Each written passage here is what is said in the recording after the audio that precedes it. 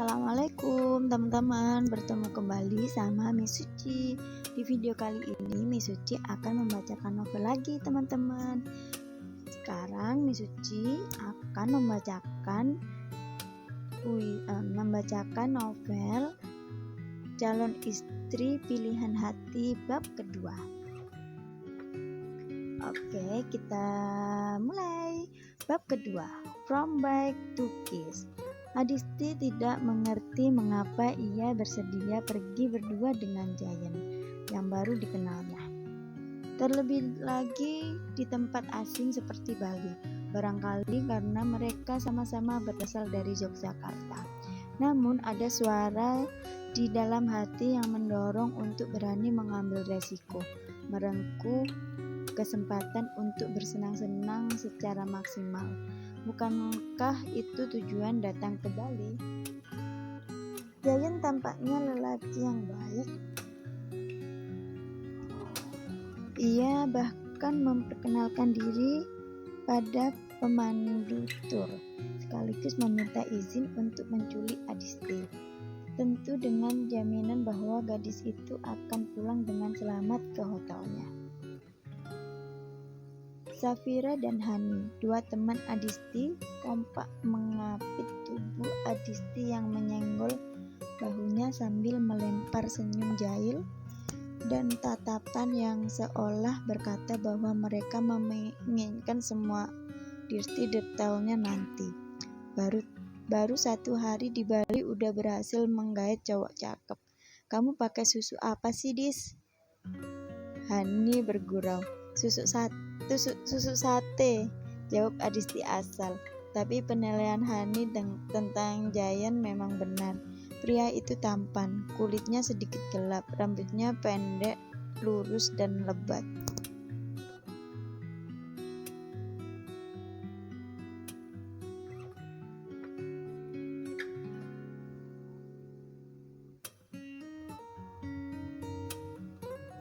Hidung Jayan agak besar tetapi mancung, sama sekali tidak mengurangi pesonanya. Belum lagi sepasang lengan berotot itu menegaskan bahwa sang lelaki menyukai olahraga dan senantiasa menjaga kebugaran tubuh. Gak usah dilihatin terus, Dis. Seharian ini kalian bisa saling memandang terus sampai bosan. Tapi kalau secakep itu sih gak bakal bosan buat dipandangi, goda Hani.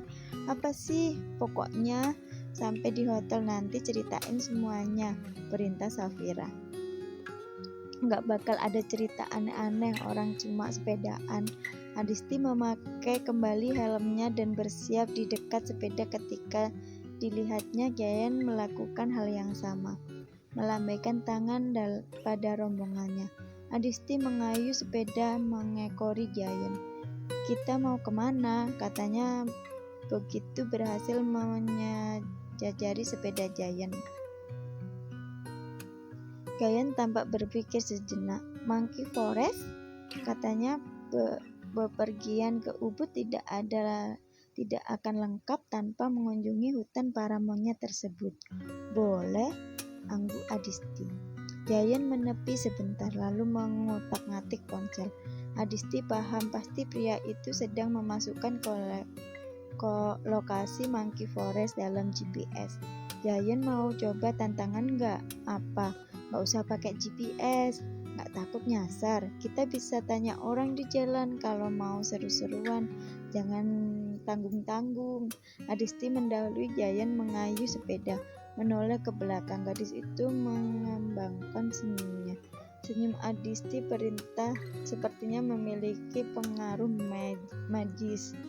Usaha sejenak pikiran Jayan bagai tersihir dan hal berikutnya yang ia sadari adalah sepedanya mengangguk mengiyakan kemauan Adisti. Lagi pula tersesat bersama Adisti kedengarannya tidak buruk. Jayan bertanya rute tercepat menuju Monkey Forest kepada warga setempat yang ia temui di jalan. Mereka diarahkan ke jalan Bangkiang Sidem yang ternyata merupakan jalan yang membelah perkampungan penduduk. Nanjak banget kan? Komentar Adisti begitu melihat medan yang harus mereka lalui. Jalan menanjak dengan kemiringan 45 derajat, berupa cor semen dengan tangga kecil di tengah yang diperuntukkan bagi pejalan kaki. Turun aja, kita nggak bakal kuat. Yayan turun dari sepeda dan mulai menuntun. Adisti mengikuti langkahnya. Setelah tanjakan terlewati, Adisti gagas naik kembali ke atas sepeda. Balapan ke jalan raya, yang kalah harus traktir makan, seru gadis itu riang. Mengayuh sepeda mendalui Yayan dengan mudah karena kontur jalan yang miring. Tawa Adisti terbawa angin menelusup ke dalam telinga Yayan, menimbulkan gelegar di dadanya. Curang, sahut Yayan ikut tertawa. Mereka tiba di Monkey Forest 20 menit kemudian. Yayan bermaksud membayar tiket masuk untuk mereka berdua, tapi Adisti menolak. No, aku yang bayar, kamu tadi kalah balapan, nanti kamu yang bayarin makan siang. Balapan tadi bahkan nggak fair, protes Yayan. Tapi oke, our last will be on my trip. Monkey Forest adalah tempat yang mengagumkan. Yayan merasakan bagaimana alam, manusia dan Tuhan menciptakan harmoni di tempat ini. Pohon-pohon rindang menjulang tinggi, beberapa mungkin telah berumur ratusan tahun. Kera-kera ekor panjang berkeliaran bebas. Bahkan ada yang menghampiri pengunjung dan ikut bersuah foto. Dinding batu dengan refill dan arca-arca berlumut di beberapa sudut hutan menghadirkan nuansa sakral non eksotis. Yayan dan Adisti sedang mengagumi pohon ringin dengan akar sulur yang lebat yang menjulang di atas sebuah undakan tangga. Kanan kiri undakan dibuat di dinding benda dengan bentuk sepasang naga raksasa. Adisti menyusurkan jemari pada sisi-sisi naga sudah banyak ditumbuhi lumut. Merasakan tekstur kasar batu yang diselingi oleh licin mulut. Tempat ini luar biasa, diri kagum menoleh ke arah Yayan yang membuat wajah mereka berjarak terlalu dekat. Bukan, bantu Yayan dalam hati, tapi yang luar biasa cantik, simpulnya setelah mengamati profil wajah Adisti dari jarak dekat. Beberapa anak rambut Adisti yang basah oleh keringat menempel di pipi gadis itu membingkai wajah lonjong berkulit putih, warna merah delima di sepasang bibir tipis itu menggoda Yayan. Ingin Adisti menawarkan ciuman.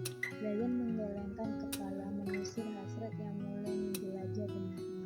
Hutan ini adalah kawasan sakral bagi umat Hindu. Dilarang bergerak tidak senonoh di sini. Yayan tidak mau wajahnya muncul di berita media online karena kedapatan mencium Adisti. Yayan berdehem, terlihat salah tingkah sedikit, lalu menggandeng tangan Adisti menuruni undakan. Kita lanjut keliling. Waktu 2 jam berlalu dengan cepat. Yayan dan Adisti kini sudah menuju ke pelataran parkir untuk mengambil sepeda. Lapar enggak? Tanya Yayan. Banget. Yayan mengajak Adisti ke restoran yang tepat berlokasi di depan Monkey Forest, tetapi gadis itu mahal, komentarnya. Aku punya uang, percaya, tapi aku nggak suka ditraktir makan di tempat mahal oleh cowok asing di pertemuan pertama. Hei, ini pertemuan kedua kita, koreksi Yayan.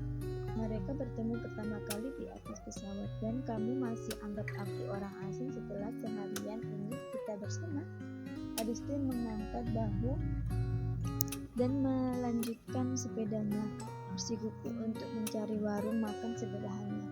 Alih-alih restoran atau kafe mewah, beruntung ada sebuah warung makan yang sesuai dengan keinginan Adisti. Tanpa banyak memprotes, Yayan memesan ayam goreng dan 3 bungkus nasi jinggo. Buat aku 2 bungkus, beritahu Yayan ketika Adisti menaikkan alis. Bertanya tanpa suara, mengapa Yayan memesan 3 bungkus nasi? Adisti maklum. Yayan pasti kelaparan. Adisti lalu menghampiri pelayan warung dan berbicara sejenak. Ketika kembali ke meja, senyum gadis itu terkesan misteri. Yan, kamu tahu nggak makanan apa yang paling menggugah selera saat kita lapar? Yayan menggeleng. Apa? Gudeg. Adisti juga asli Yogyakarta. Mungkin saja gadis itu memfavoritkan gudeg. Kamu kuliah di Jogja kan? Sebagai mantan mahasiswa, masa kamu nggak tahu?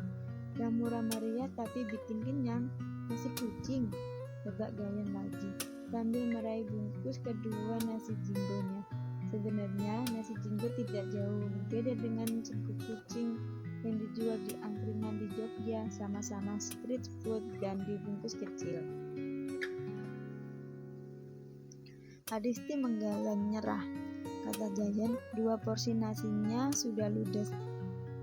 Sementara nasi bagian Adisti masih belum tersentuh. Yayan menepuk perutnya. Sial, dia belum kenyang, Intel, jawab Adisti pada akhirnya. Yayan mengerutkan kening. Indomie telur 100. Indomie kuah pakai telur plus cabai rawit, kata Adisti penuh semangat.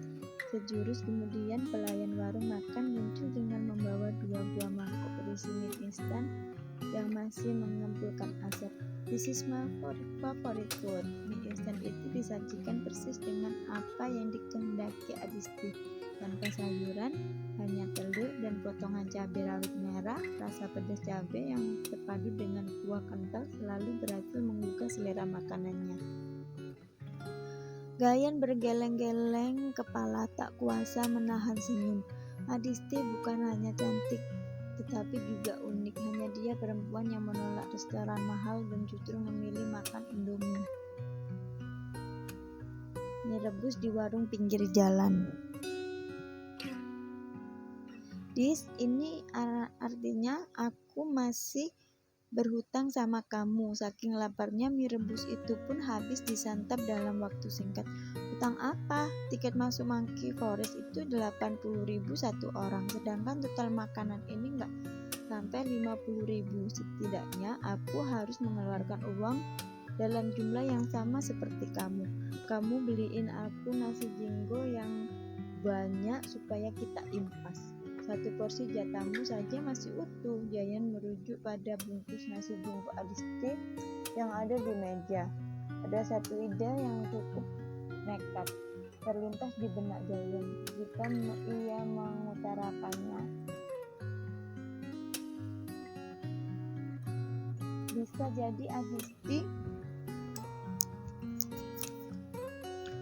bisa jadi Adisti akan menolak atau menerima, tetapi tidak ada salahnya dicoba. Aku traktir kamu lagi in a proper date and place. A date? Kencan? Yayan menarik nafas panjang. Aku nggak tahu cara yang tepat mengatakan, but I think I love you. Adisti diam. Yayan mendadak disergap was-was. Mungkin gadis itu sudah tak sendiri. Meskipun Yayan yakin Adisti belum menikah, tapi tetap ada kemungkinan dia sudah memiliki kekasih. Dan menikung pacar orang tidak pernah masuk dalam prinsip hidup Yayan. I really want to go on a serious date with you. Adisti diam. Ini pertama kalinya ada laki-laki yang mengutarakan secara langsung niatnya untuk PDKT. Biasanya cowok-cowok yang naksir padanya akan mencari modus agar bisa dekat. Tetapi Yayan berbeda, dan hal itu menimbulkan getar-getar manis di hati Adisti. Tapi aku gak akan melakukan itu jika kamu punya seseorang yang sedang menjalin komitmen denganmu, lanjut Jayan. It's fine, I'm single, kita bisa berkencan. Adisti mengucapkannya dengan santai, tanpa gestur malu-malu. Jayan ingin bersorak dalam hati. Perjalanan pulang menuju hotel tempat Adisti menginap, mereka menikmati tanpa terburu-buru. Mereka memilih tidak mengambil jalur jalan raya utama dibandingkan jalan aspal yang dipenuhi kendaraan bermotor. Bentangan sawah, bentangan padi yang mulai menguning lebih cocok untuk suasana hati mereka yang tengah berbunga-bunga. Jayan bahkan tanpa ragu meraih belahan tangan Adisti menggenggamnya, sementara kedua kakinya mengayuh sepeda dengan perlahan. Jadi kapan kencan kita? Adisti sekonyong-konyong menghentikan laju sepedanya. Besok malam, Adisti mengangguk. Pandangannya tertuju pada batang-batang padi yang tertunduk akibat beban setiap bulir gabah.